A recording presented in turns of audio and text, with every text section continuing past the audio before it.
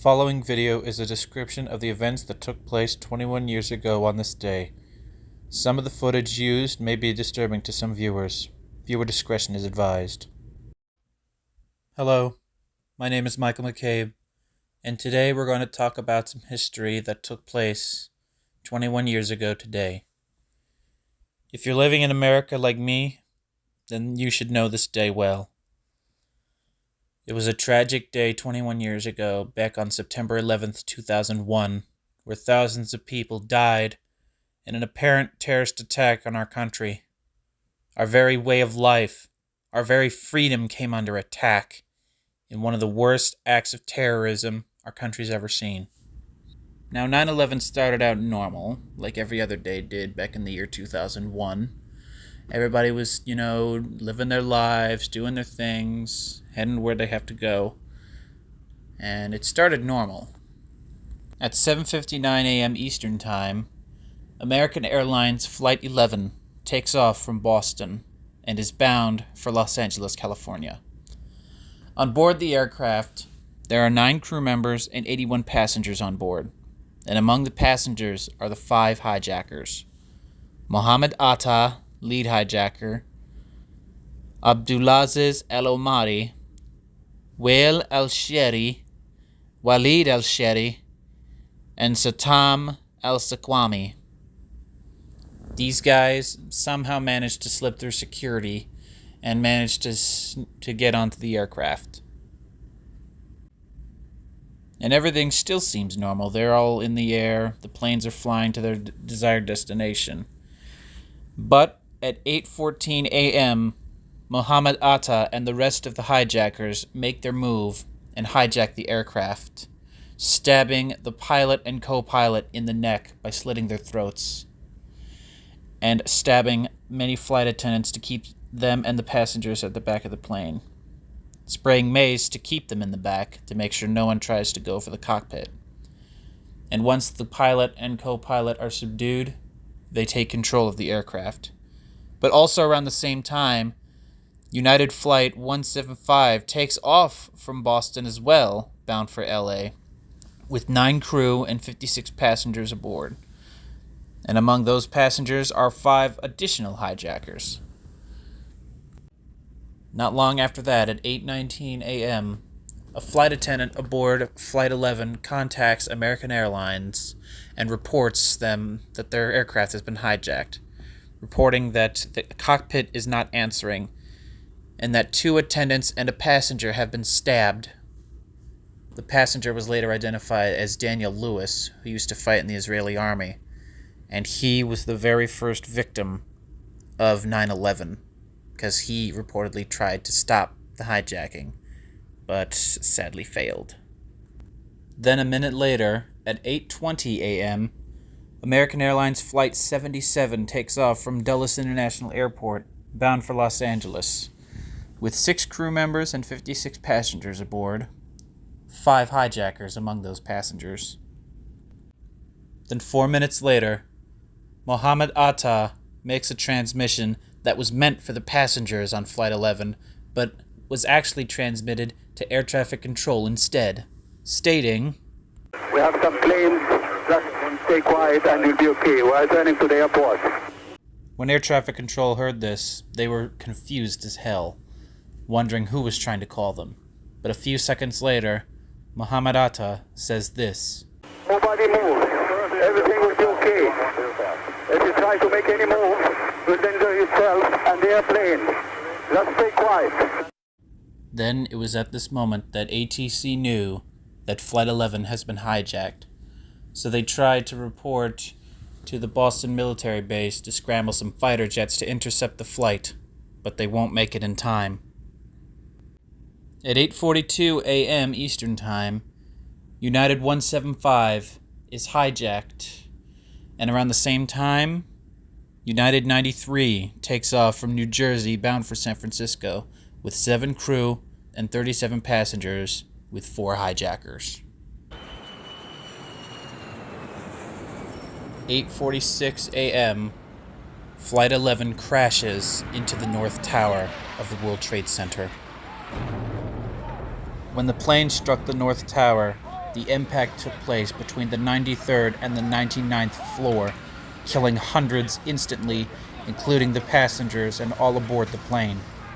Immediately after seeing that big fireball, first responders hurry to the scene. At 8:51 a.m., Flight 77 is hijacked. 7 minutes later, at 8:58 a.m., Flight 175 changes course and sets it for New York City. At 9:03 a.m., Flight 175 crashes into the South Tower of the World Trade Center. When the plane struck the South Tower, it impacted between the 77th and the 85th floor, right in the middle of the building, killing all on board Flight 175 and a few more that were inside the building at the time. This is when people started to realize this is no accident. We are under attack. Then 2 minutes later at 9:05, President Bush is notified about the second strike on the World Trade Center while sitting with students in an elementary school in Sarasota, Florida. Then 19 minutes later, a United Airlines dispatcher notifies United 93 that 2 planes have struck the Twin Towers of the World Trade Center. Then 1 minute later, the FAA bars any and all civilian flights from taking off in the United States airspace, grounding any and all planes in U.S. airspace. 4 minutes later at 9:29, you can hear a Mayday transmission from United 93 as the flight is hijacked.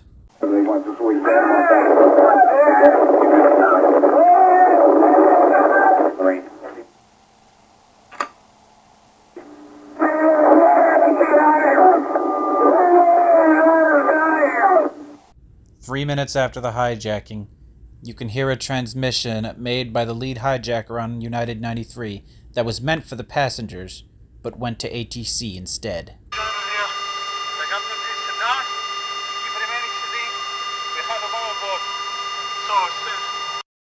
5 minutes later at 9:37 a.m., Flight 77 crashes into the Pentagon in Virginia.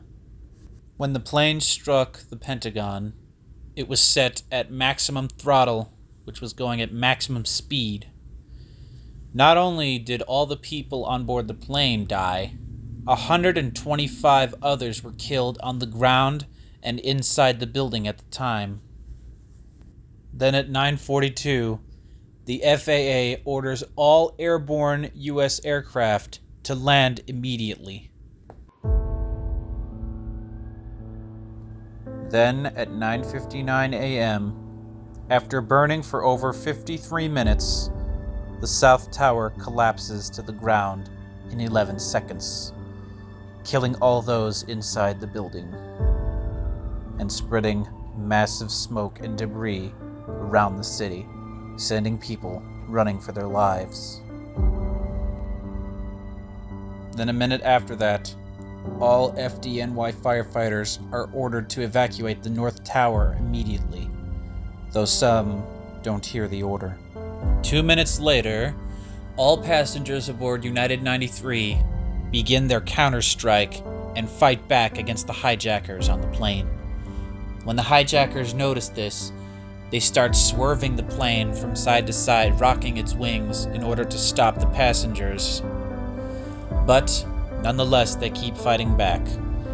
By the time they breach the cockpit, the hijackers send the plane into a vertical nosedive. Then at 10:03, Flight 93 crashes into a field in Shanksville, Pennsylvania. It's unknown where the intended target was for the hijackers on United 93. Many believe that their intended target was the White House.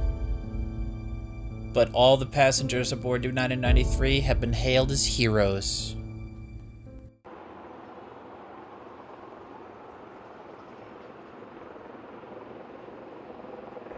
And finally, at 10:28 a.m., the North Tower collapses after burning for many hours, killing all those trapped in the building.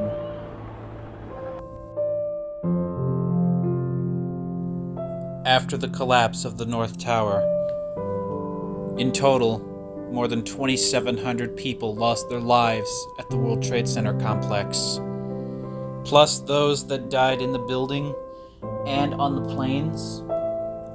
At least up to 5,000 people lost their lives on this tragic day. All that was left was nothing but dust, debris, pieces of the building, and the New York City skyline flooded in smoke. It was a tragic sight. President Bush then vowed that he will hunt down and punish those responsible for these horrible acts of terrorism against America. Since then, Osama bin Laden, who was known to be responsible for these cowardly acts, was found in an operation and killed in action. Since this day, 21 years later, we never forget the lives of the first responders that gave their all to save people and to protect us as Americans. We still struggle with those we lost and family members that were lost, but they are never forgotten. On this day, we honor you, all of you. We are America. We stand together. But in these times, we need to keep it that way. Otherwise, something like this could happen again. And we pray that that doesn't happen. Thank you for watching. God bless you, and God bless America. We never forget.